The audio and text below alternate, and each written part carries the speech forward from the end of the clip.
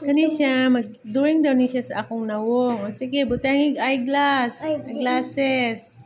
So, duha kalingin-lingin.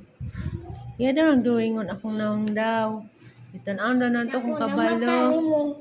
Ako ang mata nimo. Nako ang mata. O, sige, padayon. Sige, saan daw nato unsa kanindot.